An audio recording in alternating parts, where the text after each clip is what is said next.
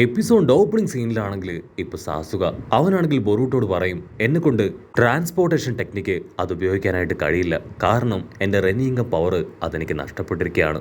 Boruto ആണെങ്കിൽ എന്റെ കർമ്മ പവർ അത് ഉപയോഗിക്കാനായിട്ട് ശ്രമിക്കും, പക്ഷെ അവൻ എത്രയൊക്കെ ശ്രമിച്ചിട്ടും അവനെ കൊണ്ട് അത് അവേക്കൻ ചെയ്യാനായിട്ട് സാധിക്കില്ല. ബൊറൂട്ടോയ്ക്കാണെങ്കിൽ ഭയങ്കര അത്ഭുതം. അവനാണെങ്കിൽ ബൊറൂട്ടോയെ തന്നെ നോക്കും. അതിന് കവാക്കി ആണെങ്കിൽ ബൊറൂട്ടോയെ പരിഹസിക്കുകയാണ്. ബൊറൂട്ടോ, എന്തുപറ്റി? ഇത്ര വേഗം നീ പേടിച്ചു പോയോ? ആ ഒരു വില്ലൻ അവൻ വീണ്ടും നിന്റെ കർമ്മ പവറിലൂടെ നിന്നെ മുഴുവനായിട്ട് ടേക്ക് ഓവർ ചെയ്യും എന്നുള്ള പേടിയല്ലേ നിനക്ക്?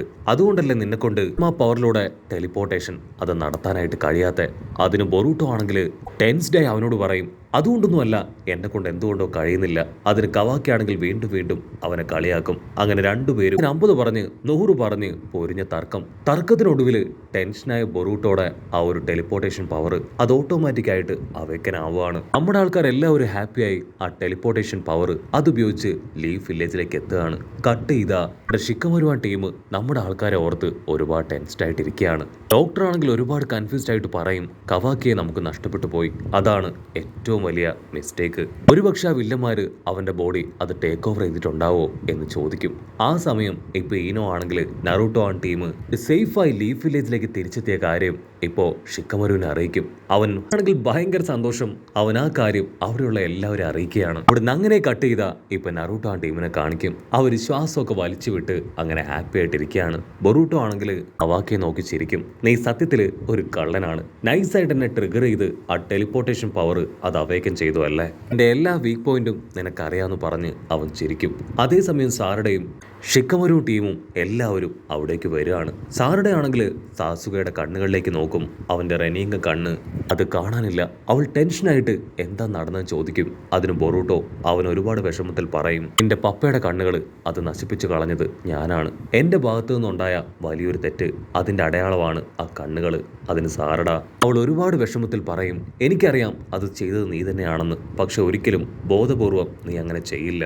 സാസുകയാണെങ്കിൽ ബൊറൂട്ടോടെ കൈ പിടിച്ചു പറയും നീ കാരണമാണ് നമ്മളെല്ലാവരും തിരികെ ഇവിടേക്ക് എത്തിയത്. ഒരു കാരണവശാലും നിന്നെ തന്നെ ബ്ലെയിം ചെയ്യാൻ പാടില്ല എന്ന് പറഞ്ഞ് അവരെല്ലാവരും അവിടുന്ന് കടന്നു പോകും. നറൂട്ടോ ടീമാണെങ്കിൽ സ്ട്രെയിറ്റ് ആയി ആ ഡോക്ടറിന്റെ അടുത്തേക്ക് വരും. അതിനുശേഷം നടന്ന കാര്യങ്ങളെല്ലാം അവനോട് പറയാണ്. ഇനി കാറ ടീമിൽ ബാക്കിയുള്ളവർ ആരൊക്കെയാണെന്ന് അവനോട് ചോദിക്കും. അതിന് ഡോക്ടർ ആളാണെങ്കിൽ അല്പനേരം കാര്യമായിട്ട് ചിന്തിക്കും. കോജി കാഷി ആ ഒരു ടീമിൽ നിന്ന് പുറത്തുപോയി. കാറോ അവൻ കൊല്ലപ്പെട്ടു. എൽറ്റയെ ഞാൻ ഷട്ട് ഡൗൺ ചെയ്ത് കഴിഞ്ഞു. ഇനി ഒരേ ഒരാൾ മാത്രമാണ് ആ ടീമിൽ ബാക്കിയുള്ളത്. അത് മറ്റാരുമല്ല, കോഡ്. അവന് വെറും ഒരു സാധാരണക്കാരനായി നിങ്ങൾ തള്ളിക്കളയാനായിട്ട് പാടില്ല. അവനായിരുന്നു കവാക്കി വരുന്നതിന് മുൻപ് അവരുടെ വെസൽ.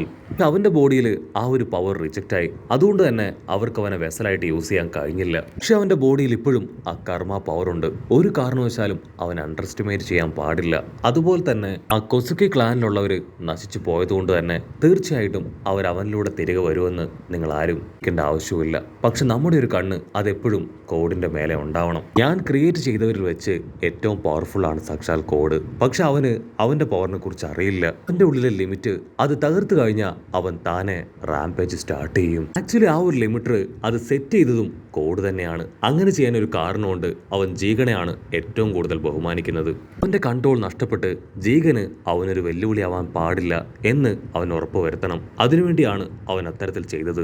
അവൻ ഇസുക്കിയെയാണ് ഒരു ദൈവത്തെ പോലെ കാണുന്നത്. കവാക്കിയെ അവന്റെ വെസലാക്കി മാറ്റാൻ ഏറ്റവും കൂടുതൽ ആഗ്രഹിച്ചതും കോഡ് തന്നെയാണ്. ഇസുക്കിയോട് എപ്പോഴും അവൻ ഒരുപാട് ലോയൽറ്റിയാണ്. പക്ഷെ ഇസുക്കി ഇല്ലാതായ കാര്യം അറിഞ്ഞാൽ തീർച്ചയായിട്ടും അവന്റെ കൺട്രോൾ പോവും. അവൻ ഇന്നല്ലെങ്കിൽ നാളെ ഈ സത്യങ്ങൾ അറിഞ്ഞു കഴിയുമ്പോൾ കവാക്കിയെയും ബൊറൂട്ടോയും കൊണ്ടുപോകാനായിട്ട് ഇവിടേക്ക് എത്തുമെന്ന് പറയും.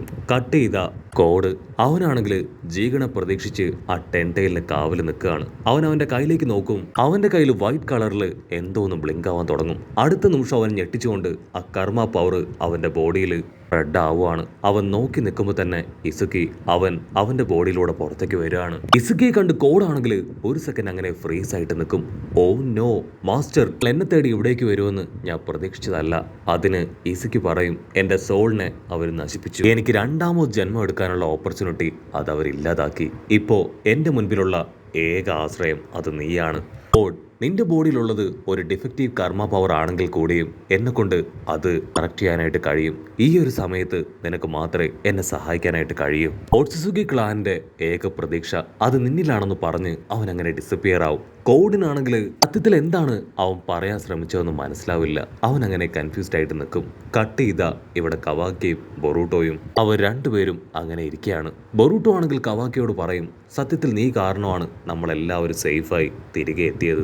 നിന്റെ ഉള്ളിലെ കർമ്മ പവർ അത് നഷ്ടപ്പെട്ടതിൽ നീ ഇപ്പം ഹാപ്പി അല്ലേ? അതിന് കവാക്കി പറയും, അതെ, ഈ കർമ്മ പവറാണ് എന്നെ ഒരുപാട് ടോർച്ചർ ചെയ്തത്. ബൊറൂട്ടോ, നിന്റെ ഉള്ളിലെ ടെൻഷൻ എന്താണെന്ന് എനിക്കറിയാം. ഞാൻ നിങ്ങളെ വിട്ടു പോകുമോ എന്നല്ലേ? ഒരിക്കലും ഞാൻ നിങ്ങളെ വിട്ടു പോവില്ല. നറൂട്ടോയുടെ ഒരു ശിഷ്യനായി നിങ്ങളുടെ കൂടെ തന്നെ ഉണ്ടാവും. അത് കേട്ട് ബൊറൂട്ടോ ചിരിക്കും. എനിക്ക് വേണ്ടതും അത് തന്നെയാണ്. നീ നറൂട്ടോയുടെ ഒരു ശിഷ്യൻ മാത്രമല്ല, എന്റെ ബ്രദറും കൂടെയാണ്. നമ്മൾ രണ്ടുപേരും ബ്രദേഴ്സാണ്. വായോ, നമുക്ക് അമ്മ ഉണ്ടാക്കിയ ടേസ്റ്റി ആയിട്ടുള്ള ഫുഡ് അത് കഴിക്കാന്ന് പറയും. അപ്പൊ അങ്ങനെ സീൻ കട്ട് ചെയ്ത് ഇപ്പോ നറൂട്ടോയെയും സാറുടെയും ഡോക്ടർ കട്ടാസ്കയും കാണിക്കും. സാക്കുറ ആണെങ്കിൽ വളരെ വേദനയോട് കൂടെ നറൂട്ടോയുടെ ആ കാര്യം പറയും. നീ ഇപ്പോ സൂപ്പർ ഹ്യൂമൻ അല്ല, മറ്റുള്ളവരെ പോലെ ഒരു സാധാരണ ഹ്യൂമൻ ബീങ് മാത്രമാണ്. നിന്റെ ഉള്ളിലുണ്ടായിരുന്ന ആ 9 പവർ അത് നിനക്ക് എന്നേക്കുമായി നഷ്ടമായി. അതിനുശേഷം സാറുടെ ആണെങ്കിൽ സാസുകയോട് പറയും, ആ ഒരു അറ്റാക്കിൽ നിനക്ക് നിന്റെ റെനിയങ്ക കണ്ട് അത് നഷ്ടപ്പെട്ടു. സാസുകയാണെങ്കിൽ കാഷ്വലായിട്ട് പറയും, എനിക്കതിന് യാതൊരു കുഴപ്പമില്ല. ജീവൻ പോലും നഷ്ടപ്പെടുന്നു കരുതിയ വലിയൊരു ബാറ്റിലാണത്. അതിൽ നഷ്ടമായത് റെനിയങ്ക കണ്ണ് മാത്രമാണ്. അതിലെനിക്ക് കുഴപ്പമില്ല. പക്ഷെ നറൂട്ടോ ആണെങ്കിൽ ഒരുപാട് സാഡായി തല താഴ്ത്തിയിരിക്കുകയാണ്. ജനിച്ചപ്പോൾ മുതൽ എൻ്റെ ബോഡിയിൽ എന്നോടൊപ്പം ഉണ്ടായിരുന്ന ആളാണ് കുറാമ. അവനില്ലാത്തത് വലിയൊരു മിസ്സിങ് തന്നെയാണ്.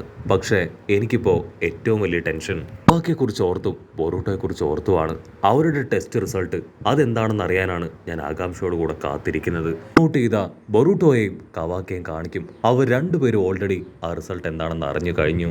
ഒരുപാട് വിഷമത്തിൽ കവാക്കിയോട് പറയും, നമ്മുടെ ഇത്രയും കാലത്തെ പ്ലാനിങ്ങും കഷ്ടപ്പാടും അതെല്ലാം തന്നെ വേസ്റ്റായി.